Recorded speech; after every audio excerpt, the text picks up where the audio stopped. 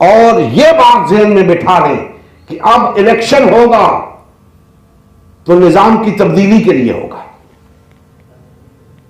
इस फैसले के लिए होगा कि लोग निजाम मुस्तफा चाहते हैं या इसी निजाम को बरकरार रखना चाहते हैं।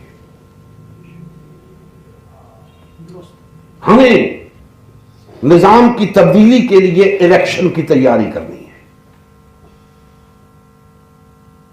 याद रखें कि इस इलेक्शन में जो हुकूमतों की तब्दीली के लिए होता है,